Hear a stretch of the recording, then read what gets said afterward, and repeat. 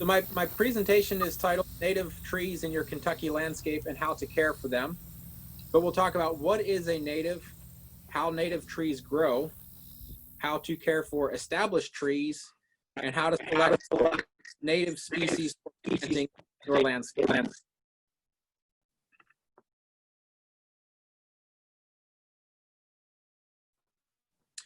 So what is a native species? That can vary depending on who you talk to. It's not a well-defined term, but some things we need to consider is it a native to your country, your region? What's the provenance of your plant, and are cultivars native? So is a plant native to the country? That one's pretty obvious. Is it from the United States or from outside the United States? But what about the region? We have trees that are native here, like black locust, that are a native to this region of the country, but they're not native. They become invasive in other parts of the country. The Osage orange tree is not native to this area of the country, but it has become naturalized. It's native to the country. So when you talk about what is a native plant, you really have to decide how far you're going to parse that down depending on what your goals are. If you're planting a plant, you might want to consider what is the provenance or the origins of your plant. So red maple, for example, is native from Canada all the way down to Florida. So you can get a red maple from Florida that will not do well here in Kentucky, or from Canada that won't do well here in Kentucky. So even though that species is native to our area of Kentucky, if you're going to plant one, you got to consider what is the provenance of that specific tree you're planting. So if you're wanting to go native in the most strict sense, you want to find a seed source that is very local. And then we come to cultivars. So for example, red maple, they've got October Glory and all kinds of others. Do you want to consider, because that species, red maple, is a native, do you want to consider cultivars native of that species to your garden, or do you want to exclude cultivars and only rely on seedling trees? So those are all questions you have to ask when you consider what is a native.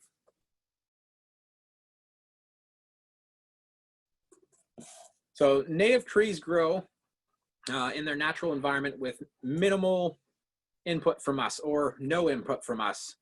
And some things that means, some implications for how we incorporate native trees into our landscape are in the natural environment, there is minimal soil disturbance. The most soil disturbance you get in a native environment is from animals walking by, or another tree falls down. Just things that happen out in the forest naturally that are not happening here in our built environment.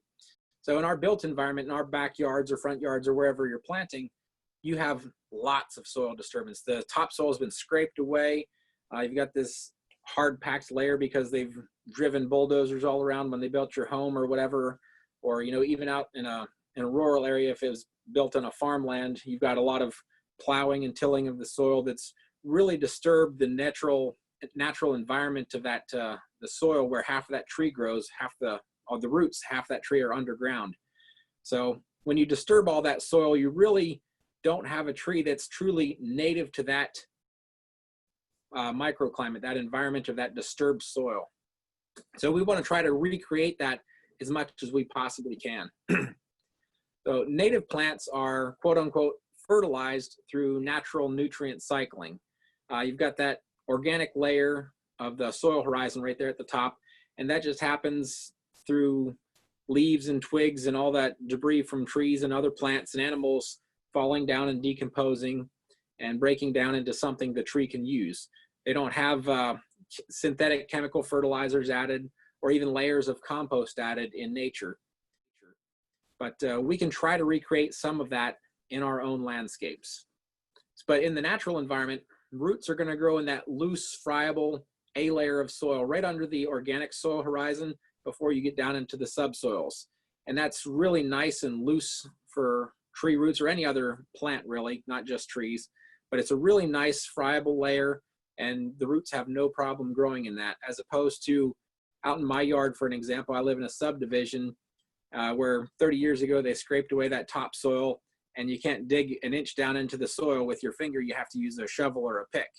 So it's the environment here in my landscape is very unnatural. And natural succession is something that happens in nature. It's something we're not really recreating in our home landscapes, because we choose a plant that we want to grow and we want to keep that for a long time. In nature, there's pioneer species that will come and invade a certain habitat. If you've got a grassland here in Kentucky, it'll be quickly overtaken by red cedar trees. They're a pioneer species. They come in and they establish and they start putting their roots down in that soil, and they create an environment where other trees such as oaks and maples can grow. And as those oaks and maples grow, they shade out the red cedars, and the red cedars die and they become part of the nutrient cycle, and creating that soil. So that's something that happens in nature that we're usually not recreating in our own gardens, unless the plant's unsuited for that site, and then it dies and becomes compost in our garden, but it's usually not intentional.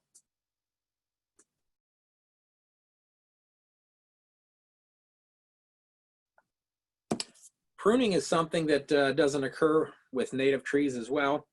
They have natural pruning through lightning strikes or dead branches naturally falling off, but no one's pruning those trees for safety, which is the main reason we do pruning in our environment, is to make the trees safer in the long run for us to be around them. Therefore, pruning is done for human reasons. So if you have an established native tree in your yard, some of the things that you can do to help protect that tree and recreate that natural environment, number one is mulch. After the planting, if it's already established, you want to eliminate as much of the turf around it as you can. Turf is very competitive. It sucks up a lot of water and nutrients, and it's not very good for the soil biome, the microbiome of the soil. So if you put down some good natural mulch, some whole tree mulch is best.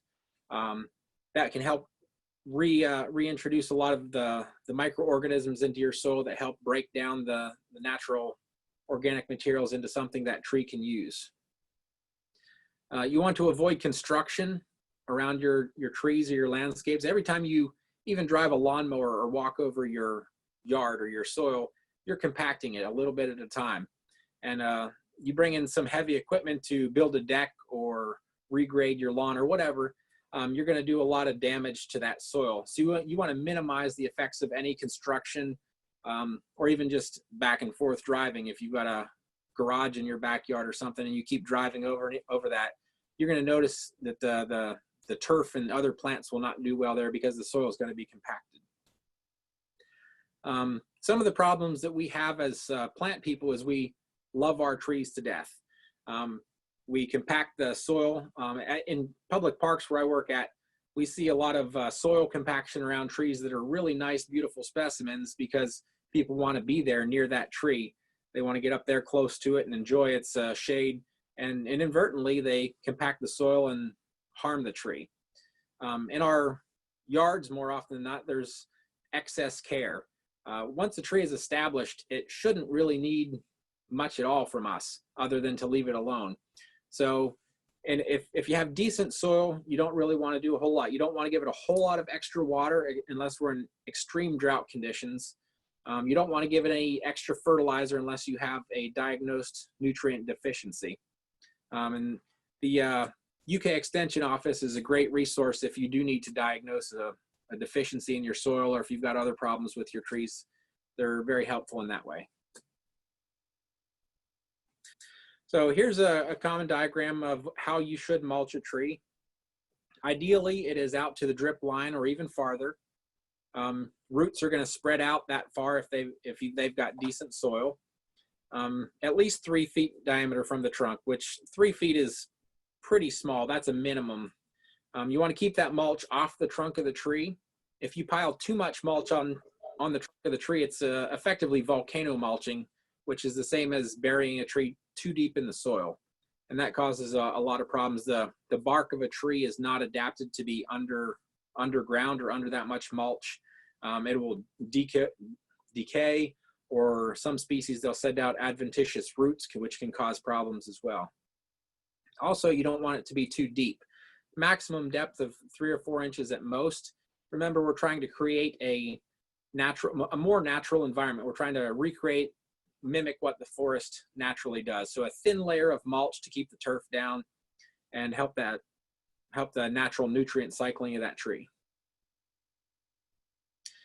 I mentioned construction. I'm assuming a lot of people in this group are not going to be doing construction near their trees. You probably all value your trees more than your average homeowner does, but here's a few guidelines. Keep a root protection zone around your tree, at least to the drip line.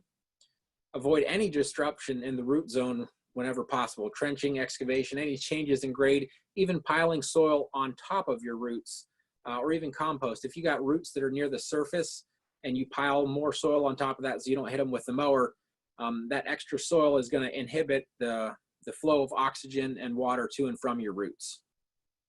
Don't park under your trees. Don't make a habit of that, or drive equipment under them. Don't store supplies under your trees. And of course, don't dispose of chemicals or wash equipment under your trees. I mentioned how to love your tree to death a little bit. Over fertilizing is often a problem. We want to give our trees everything they can use to survive and thrive, but over fertilizing can be just as bad as under fertilizing. Excess nitrogen is particularly causes a lot of succulent growth, which is very attractive to insects. They love that juicy succulent growth that comes with excess nitrogen fertilizer. Creates weak wood. Think of the Bradford pear. That tree grows really fast, but it's really weak wooded. And it also messes with the allocation of resources within the tree. When that tree gets all that nitrogen and stimulates it to grow really fast, that can take away some of the resources that tree has stored to grow more. And it needs more than just nitrogen to grow, but it can reallocate what that tree is storing and what that tree intends to use for fending off fungal diseases and insect attacks. It can kind of mess with that internally within the tree. Overwatering, once that tree is established, that can be a problem as well. Even while it's being established, you don't want to overwater it, because water will push oxygen out of the soil. Tree roots need oxygen as well as moisture. And there's some species, of course, like red maple and bald cypress that are adapted to periodic flooding, which also makes them good urban trees, because flooding and soil compaction have something in common, that both of those conditions result in low oxygen in the soil. But your average tree does not like to have that much reduction in the oxygen of the soil. So don't overwater. And again, foot traffic even can compact the soil if you have too much of that. We always like to say we fertilize by prescription only, which means that you're going to get a soil test, and ideally a soil test and a leaf sample test take it to the extension office, and they can tell you what's in your soil, and they can tell you what's making it into your leaves. Nutrient deficiencies often result in chlorosis. One of the more common ones is the pin oak in our area will show chlorosis. That's the yellowing of the leaves. And it's not because there's no iron in the soil. There's plenty of iron and nitrogen there, but it's just the pH of the soil is not allowing it to be taken up by the tree. So that's why you want to get a soil sample as well as a leaf sample. And when you take that to the extension office, they can help you diagnose specifically why you're having that nutrient deficiency and how to correct it. In addition to chlorosis, some of the other issues caused by nutrient deficiencies are a lack of vigor, unusually small leaves, less stem growth than previous years, and dieback. And a lot of this comes from other stresses as well, like soil compaction, or if there's pollution or poisoning from 2,4-D or other herbicides. Sometimes, some instance where you might want to fertilize is if your tree has been stressed out, if it's had significant insect damage one year, or if it has been stressed out by inadvertent herbicide damage. You might give that tree a little boost from a little bit of extra fertilization to recover from that stress. And timing of that fertilization is important, and what type of fertilizer you use is important as well. So you want to do your fertilization in the fall. You don't want to use a high nitrogen fertilizer in the fall. You want to give something that'll stimulate more root growth and keep that nitrogen down. Earlier in the spring, if it needs a little bit of extra nitrogen, that's when you would want to apply it. You don't want to apply it when the soil is dry or the roots are not going to be able to take it up. So you want an adequate amount of soil moisture. And you do not want to apply especially nitrogen fertilizer in the late summer. This might stimulate a secondary flush of growth that won't harden off in time for cold weather, and all that new growth would die off. And it's stressful on the tree, and it wastes all that extra growth. So if you want to apply anything with a significant amount of nitrogen in the spring and save something that's in the fall, you want to apply something that's better for the root growth with more phosphorus and potassium.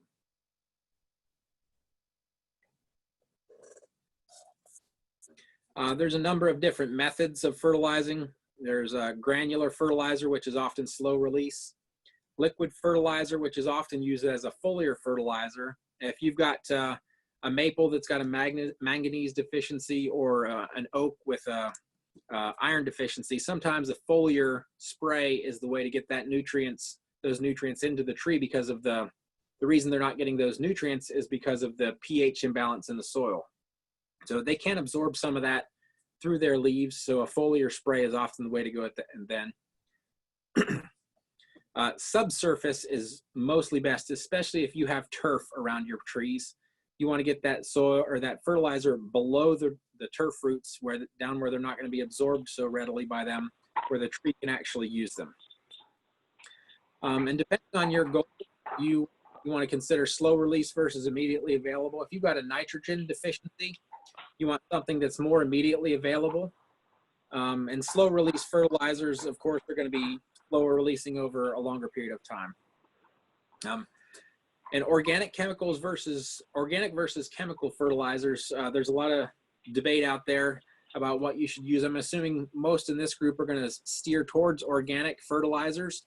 But if you've got a specific nutrient deficiency that you're trying to overcome, chemical might be the better way to go, where you can apply it as a foliar fertilizer and it can get into that tree and help it recover from the stress.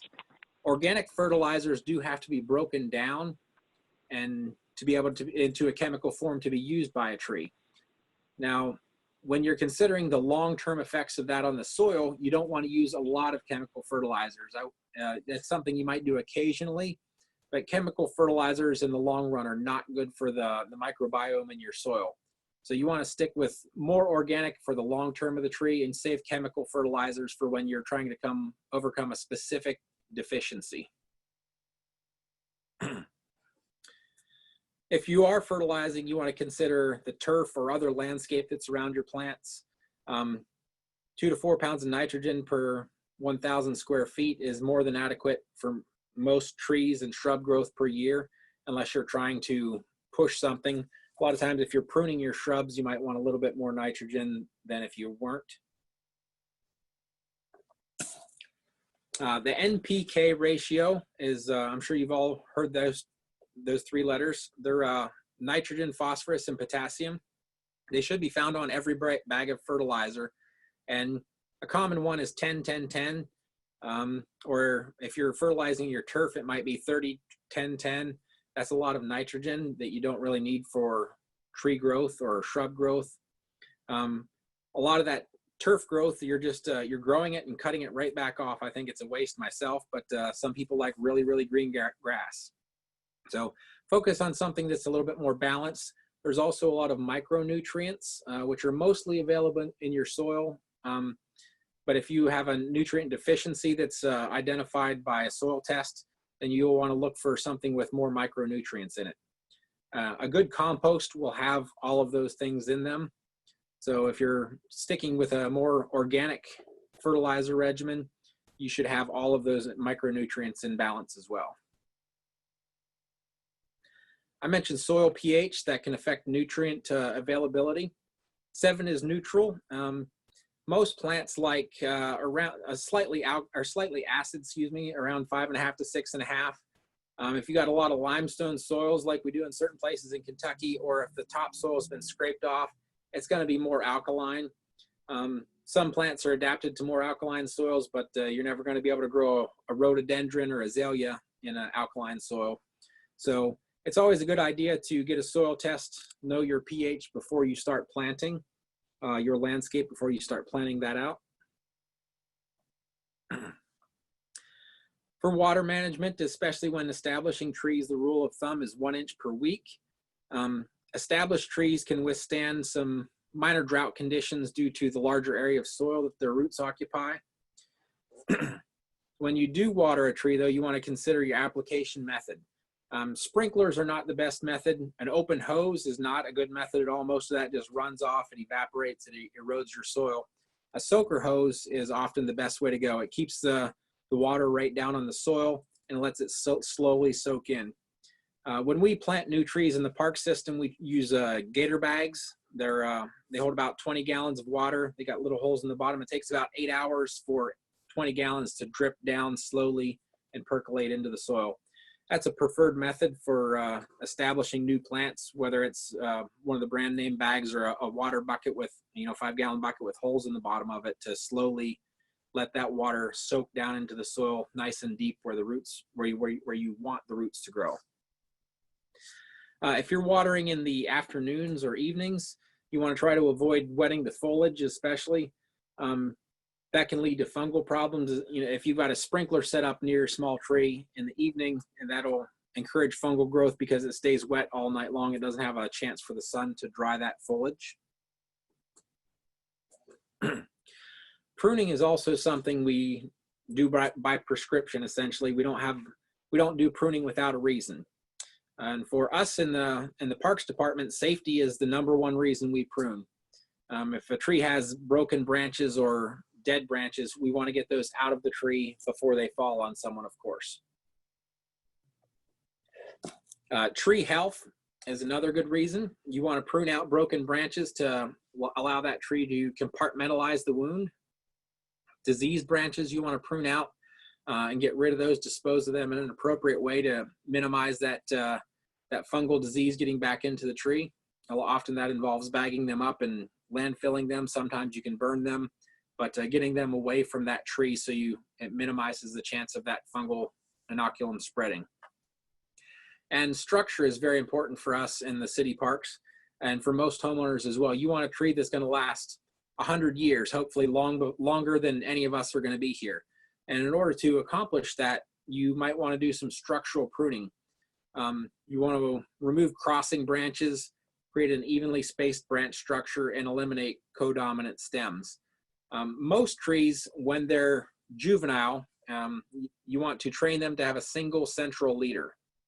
And you want to grow that straight up through the middle, have a number of evenly spaced branches around the side. Most of the branches that we're going to be able to reach from the ground with a pair of hand pruners are going to be temporary branches.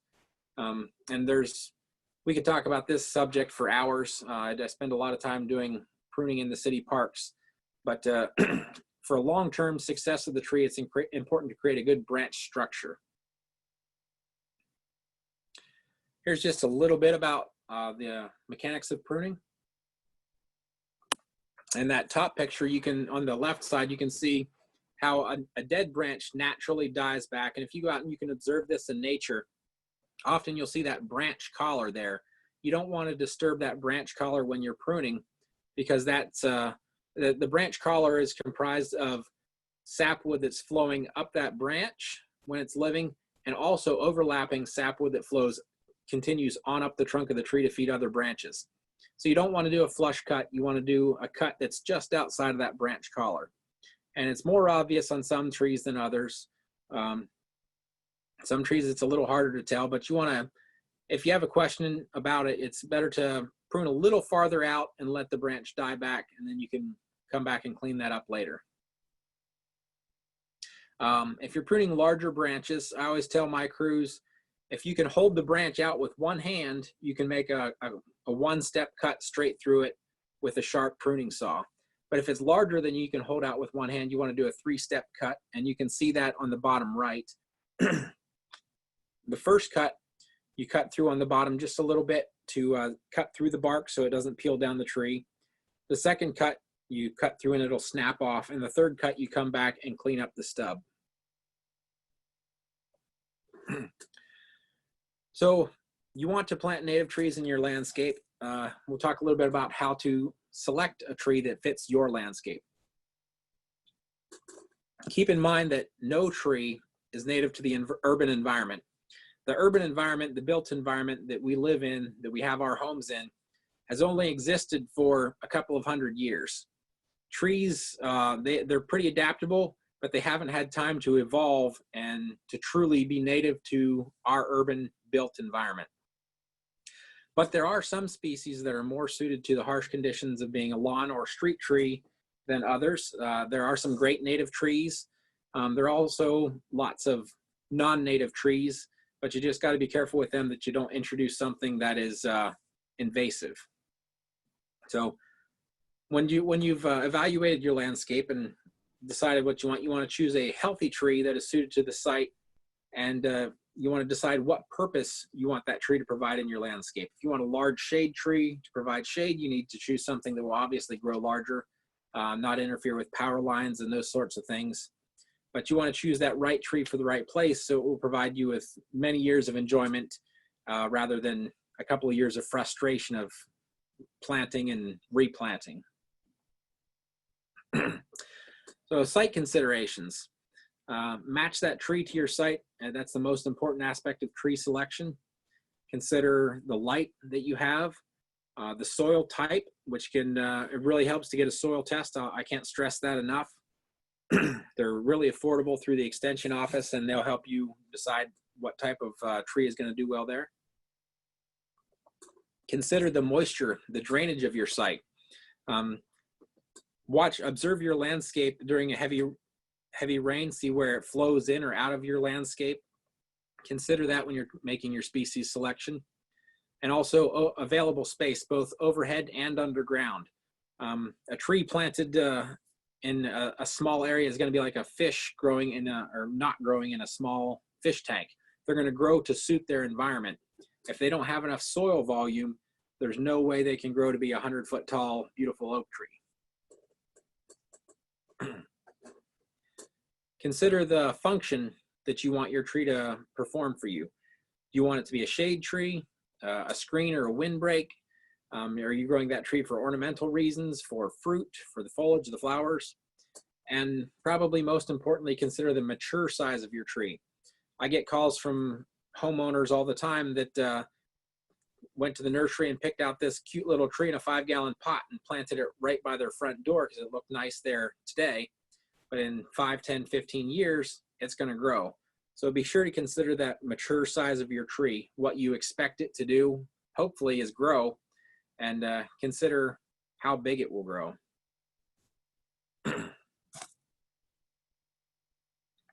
This is a picture-perfect world right here of an ideal tree planting. I'll just go through some of these things here.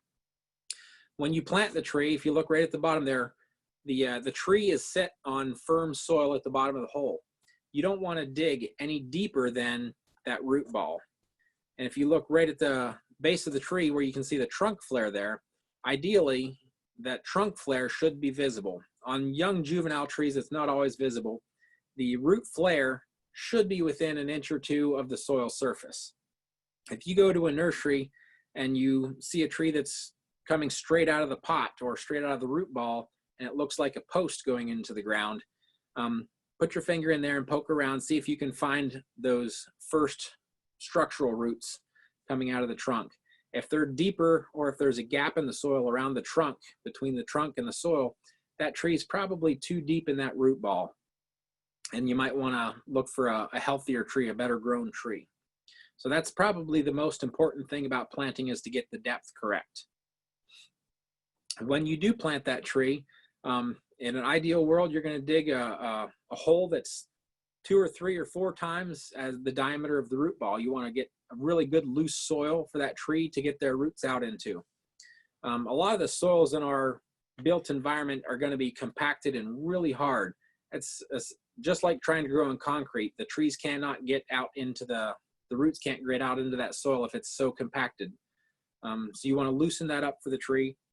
Unless your soil is really, really terrible, you don't really want to add a whole lot of amendments to that. You want to loosen up that tree's root ball and encourage it to grow out into the native soil. If you treat that tree with a whole bunch of compost in that planting hole, the roots are just going to stay in that compost. They'll never get out into the native soil. So you got to get a little tough love to that tree right at the beginning. Excuse me. You want to remove as much of the burlap and wire and any of the other planting packing materials at the time that you plant it. All those things, the wire, the burlap, the trunk tie, all that stuff is packing material. It's not meant to stay on the tree, and in best case scenario, it should be completely removed. Anything that has the potential to girdle that tree, even natural twines over even the first year can girdle a tree, especially the treated ones. And again, the mulch is there on that tree. Excuse me. You want to get it 2 to 4 inches deep. Keep the mulch off the trunk of the tree. Try to exclude the turf from at least 3 feet around that tree. Staking is something that we don't always do. We only do it when necessary, when the tree is a little bit loose in the root ball maybe, or if that tree was tied to a bamboo pole. Excuse me. If you have a tree that's been staked all of its life, it's kind of like having your arm in a cast. It becomes dependent and kind of weak. The trunk of that tree needs to flex and move in the wind to build up the lignin to make it stronger. So if you're going to stake a tree, it's best to stake it lower on the tree to stabilize the root ball, but to allow that trunk to move. Excuse me. So the last part of the presentation is just a selection of trees that might suit your landscape. So small to medium trees, less than 35 feet at maturity. They might be more suitable for planting near power lines, more utility friendly. A lot of times they're ornamental, they have flowers or fruit. Serviceberry is a great one if you've got the right site for it. They don't like too heavy of a clay soil. They like something that's a little bit more nutrient rich, a little bit more composty. But they're a beautiful tree if you've got the right soil for them. Excellent fall color. The berries are good. They're quite tasty, like a blueberry, but you got to get to them before the birds do. Pawpaw is a nice native tree. They're pretty soil adaptable. They can be a little finicky as far as moisture goes, though. You want to make sure they have plenty of moisture. A lot of these trees will say they like well-drained, moist soil. That's what everything likes. That's what all the nursery tags say. It's kind of the mysterious, elusive, well-drained, nutrient-rich soil. But it's not reality. Pagoda dogwood's a nice one. Cornus alternifolia. It's got great fall color. It doesn't have the big showy bracts of the Cornus florida, but it's a nice native. It's pretty tough and adaptable. White fringe tree is another nice one. Unfortunately, this one's in the same family as ash trees. So it is something that the emerald ash borer will feed on if there are no other ash trees in the area. Emerald ash borer is probably going to be here in Bowling Green in the next 5 years or so, if it's not already. Red buckeye. Rarely do you see them look this good in the real world. This one has no fungal spots on the foliage, which is a common problem for red buckeyes, but they are worth growing. I just wouldn't put it the only tree in my front landscape. Medium and larger trees, they grow more than 35 feet. A lot of shade trees fall into this category. And these ones are not suitable for planting under or near power lines. I work with our utility company a lot, and most of the problems they have, most of the pruning that they have to do that people get upset about is because someone planted the wrong tree in the wrong place. So if you don't want your trees topped by the utility company, don't plant them under the power lines. Sourwood's a nice tree. It's a more medium size. It'll grow 25 to 50 feet tall if you have good soil. Beautiful fall color on that, as you can see in the picture there. They tend to color up early in the fall, and they've got those cool flowers on them as well. They like a pretty acid, well-drained soil. They're not going to do well in really heavy clay soil. Yellowwood is a pretty tough tree. We grow that a lot in our city parks, and I find it to be pretty adaptable for us. We don't usually see them to grow up in the height here says 35 to 55. That's on the higher side for them.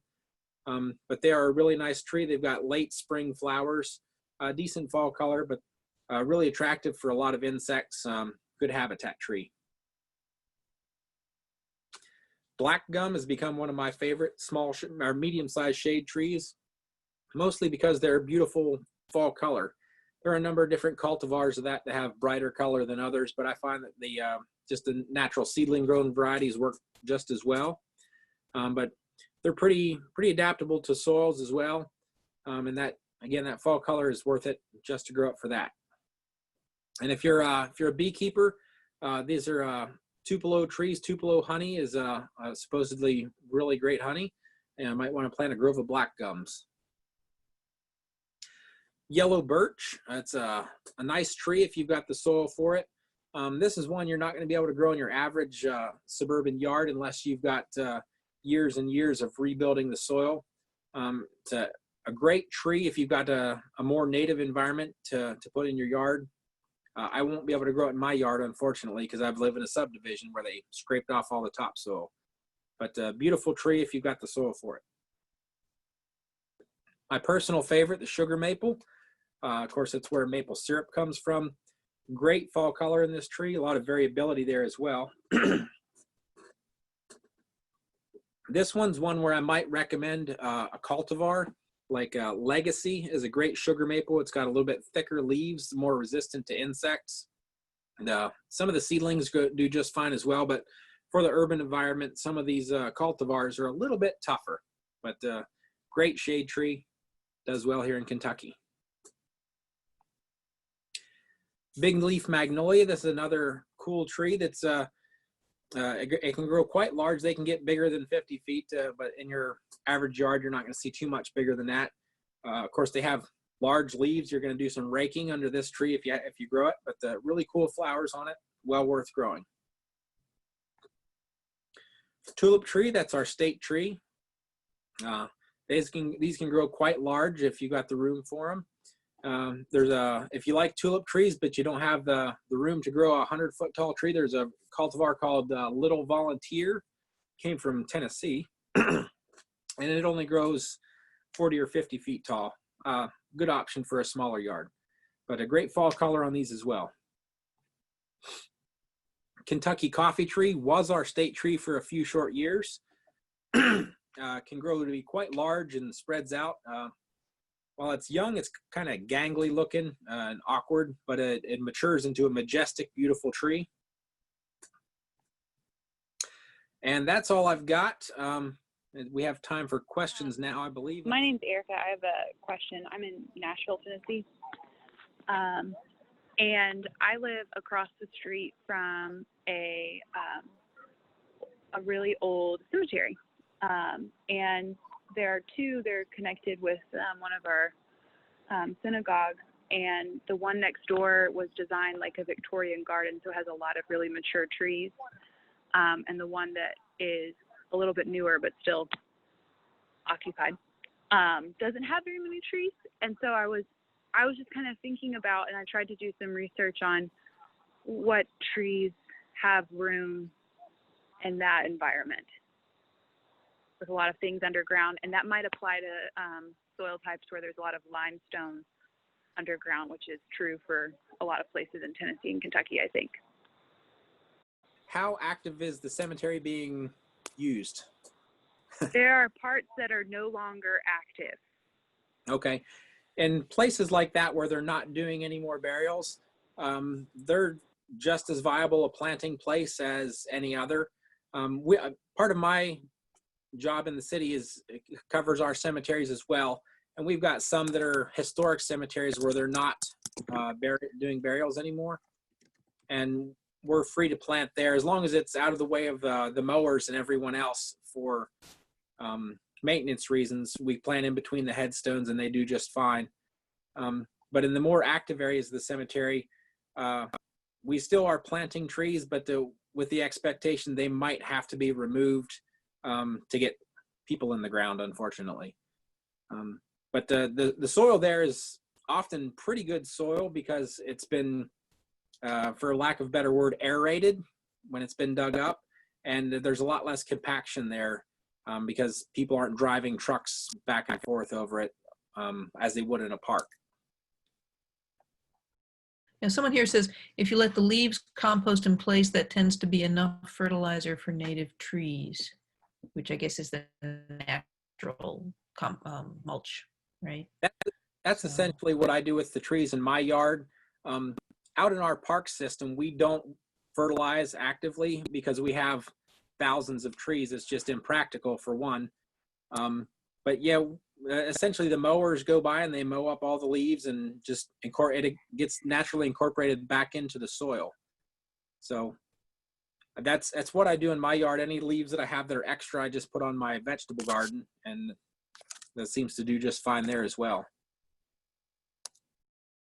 Chlorosis is kind of a broad term, which means a yellowing or discoloration of the leaves due to a stress, which is usually what we see as a nutrient deficiency.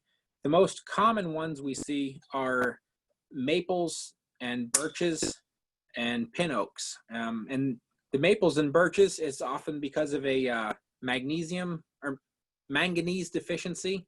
And with the pin oaks, it's because of a nitrogen or iron deficiency, excuse me. But it's not because of a lack of those nutrients in the soil. It's because of the pH of the soil. If the soil pH is too high, it makes those nutrients unavailable and you get yellowing of the leaves. A lot of times the leaves will still have green right around the veins of the leaf, but all of the interveinal areas will be yellowed. And that's a pretty good sign that you need to get a soil test and take some of the leaf tissue as well to get a tissue analysis, and they can help you determine the best course of action. Thank you. Invasiveness depends a lot on the setting. Some plants become invasive if they're near a woodland where the seeds can spread. If it's in a turf area, a lot of times if the seeds don't have a place to spread to, if it's just your yard or your neighbor's yard and any seedlings that pop up get mowed down, then it's usually not too much to worry about. If they're providing good habitat, it might be something worth keeping. But I would also recommend checking out the Exotic Plant Pest Council's website. And if you go to the Bernheim Arboretum website, I think they're on there, the Kentucky's Least Wanted Plants. They have a lot of alternatives to invasive plants. If you're considering removing that shrub, there's all kinds of great native shrubs that provide great habitat, great feed for all kinds of wildlife. Okay, thank you. When I say whole tree, that means something that comes from a tree services wood chipper. When we go to a mulch store that's producing mulch, there's usually two different kinds of mulch that they're selling. One is all bark mulch. And well, that's okay. It's not the best because it's not balanced in carbon and nitrogen, or you're getting something that's got a lot of pallet wood or ground up lumber in it. And that's not good either because it's balanced on the other end. Whole tree mulch will have the stems, the leaves, the twigs, as well as the larger wood that is all chipped up, and that's more balanced in the carbon to nitrogen ratio. And that's what's most closely recreates the natural environment. It's good for the soil microorganisms. It's very unlikely to have so much nitrogen that it creates or have so little nitrogen that it creates a nitrogen deficiency from the bacteria and fungi breaking down that mulch. So whole tree mulch is the entire tree turned into mulch. Topping is very harmful to the health of the tree. It happens very occasionally in nature through storms. but it's not something we want to go out and actively do to our trees. Topping, it removes a lot of what that tree has spent often years growing. It removes the buds, the leaves, all that foliage that's creating food for that tree, and it opens up that tree to insect attacks. It opens it up to fungal decay of the structural wood of the tree, and it causes weak new growth. When a tree has been topped, if it was previously healthy, or sometimes even if it's in decline, it's going to send out a lot of really fast water sprout growth. All of that growth comes from adventitious buds, which are right under the bark of the tree, meaning that they're going to be very weakly attached. One of the reasons I hear a lot for people wanting to top trees is it's gotten too big. They feel that it's dangerous. It might fall on them. If you top a tree and it grows right back up really quickly to that same height with a weakly attached branch, you've created even more of a hazard. So topping is definitely not the way to make a tree safer. It's harmful to the tree, creates an unsafe environment in the long term. And if you want to keep your trees, it also becomes more expensive to have that tree correctly pruned. Hi, Jared. This is Richard. Hello. I'm glad you spoke about the evils of topping a tree. But what I was actually asking is your top trees, like your favorite trees to use as street trees. As street trees. For me in Bowling Green, some of my favorites are black gum, Shumard oak, overcup oak. Those are some good options. Some of those ones that are more in the medium size range, we don't want to, generally for street trees. In Bowling Green, we have a narrow strip between the sidewalk and the street. We don't want to plant in anything that's narrower than 4 feet. But even when you've got 4 feet or maybe 5 feet, you don't want to plant a tulip tree for a street tree. It's just going to get too large for that space. It's not going to have the soil volume. So some of the more medium-sized trees, yellowwood, if it's pruned correctly. I've seen bald cypress, if they're limbed up to an appropriate height, can make a nice street tree. But some of the more medium-sized oaks, black gum, some sugar maple, they make pretty good street trees. Barbara has asked about black gum trees developing fruit. When do they make the little gum balls? I think what she's thinking out is the sweet gum tree. That's a different species altogether. Sweet gum are the ones with the spiky gum balls that no one wants to step on in their bare feet. That's a different different species of tree. They do have nice fall color, and there is a cultivar of them called Rotunda loba that is seedless. If you want one of those in your yard. But black gum trees, the fruit that they got them on is a small drupe. I think it's more like the size of a blueberry. And they're really not much of a problem unless you have them right by your front walk and they may drip on your sidewalk. But out in your yard, they're not going to be something that would be painful to step on. The birds are mostly going to eat them and take them away. You probably won't see berries on those until they're more mature. If you're growing a seedling grown tree, often they take a few years to mature. For example, ginkgo can take 20 years to identify whether it's male or female. That is one reason that they graft trees, is because if you have a particular cultivar that you want to bear fruit, or in the case of ginkgo, not bear fruit, you want a known cultivar, you don't want to wait 20 years for that tree to find out until you find you've got a female ginkgo and right beside your front walk and it's messy. So grafted trees they're taking already mature wood that's known, but from a seedling it possibly could take 5, 10, 15 years depending on the species and the growing conditions.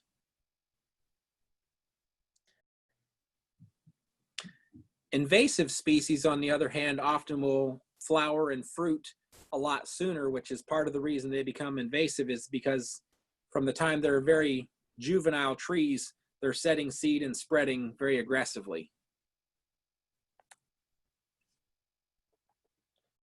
You can go to a lot of some of the local nurseries and order from them if they don't have what you're looking for in stock.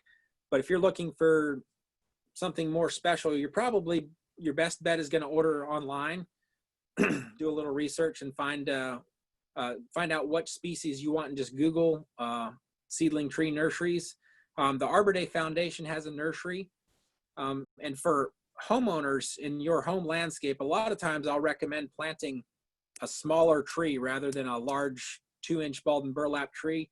They're going to be easier to get established in your landscape. They're going to establish faster than a larger tree would, and they're going to require less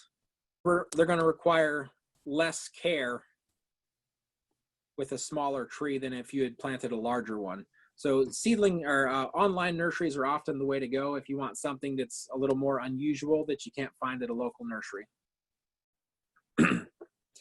Emerald ash borer, on the other hand, is likely to be here in Bowling Green already, just not confirmed. If you look at the state's maps, it is 1 county away from us. So emerald ash borer, unfortunately, is going to kill probably a majority of our ash trees. There are chemical treatments available, but unfortunately, the chemical treatments also kill beneficial insects. The ash tree is habitat for a lot of different native insects, but our options are pretty terrible. We either let the ash trees die by not treating them with a chemical, or we treat them with a chemical and risk killing the other insects as well. So there's a catch-22 there, and there's no really good option for us at this point.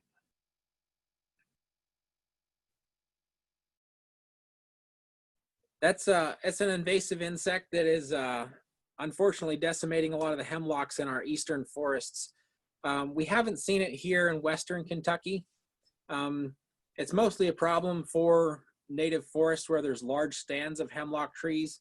They are doing some treatments of hemlock with a chemical to try to save some of our hemlock forests.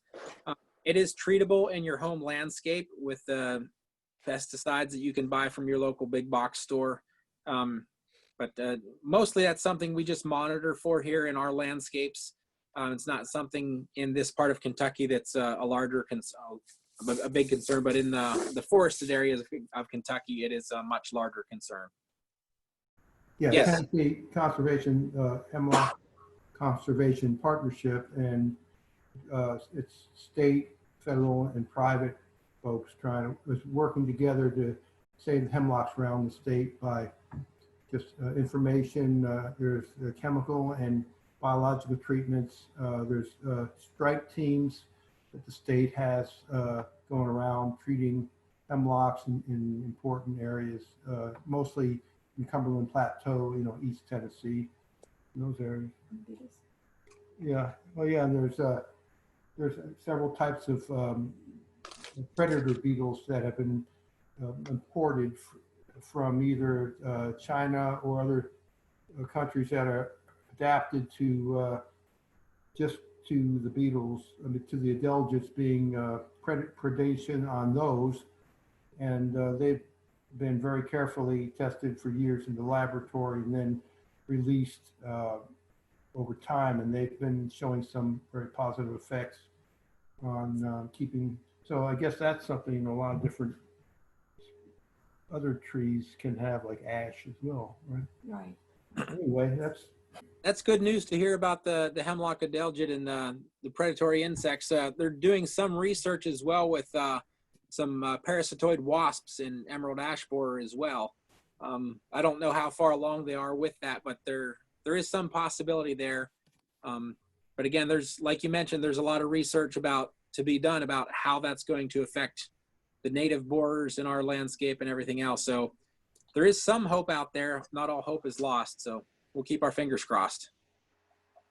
In bad years, when it seriously defoliates your hawthorns, it can affect them negatively because it is essentially taking away their photosynthetic capacity.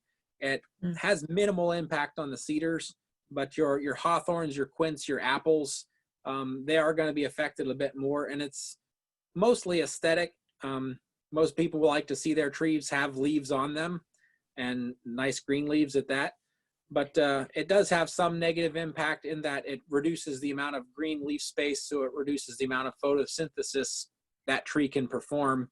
And if it happens severely over the years, it can negatively impact the tree. But there, you can spray some organic or mineral fungicides that are timed correctly to minimize the impact of that. If it happens year after year after year, it might be a case where you want to apply a little bit of fertilizer to help boost that tree a little bit because of the loss of foliage. Okay, thank you. Sure.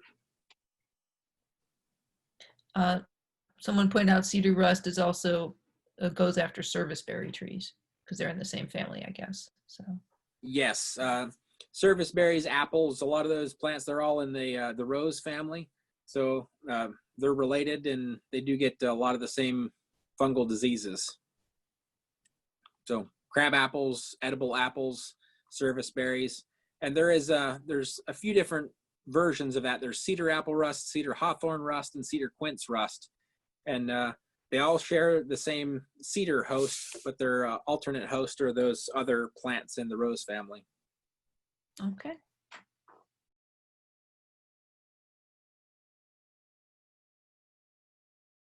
The crepe myrtles.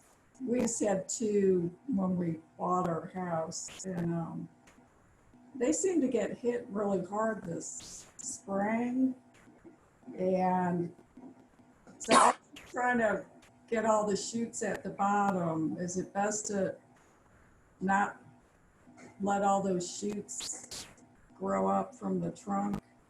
It depends a lot on how hard that your crepe myrtle was hit. We've experienced that all over Bowling Green. They started to get their sap up, and then we had a late frost, and it hit them pretty hard. But if your tree has a lot of dieback where most of the main trunks are dead, you probably want to encourage some of that growth at the bottom. Select maybe a dozen of those water sprouts to retrain into new trunks, and prune out all the dead wood. But if your trunks are still mostly alive, then minimize that water sprout growth, because that's going to suck a lot of that new growth away that should be going up into your trunks if you have healthy trunks still. Okay. Yeah, one of them is come back, and we trimmed the dead wood out. The other one's kind of half alive, half dead, and I've left a few of the shoots, but I was just guessing. I didn't really know. But, they were there, and I don't really want to cut them down just because they're not native. Right. Crepe myrtle's, it's not a bad tree. In my opinion, the best reason to grow it is for that beautiful bark rather than the flowers. So I like to limb them up, and that takes a few years to grow the trunks up. But it just depends on how much dieback you've got as to whether or not the trunks are worth keeping, or whether or not you remove the dead trunks and retrain some of that new growth into new trunks.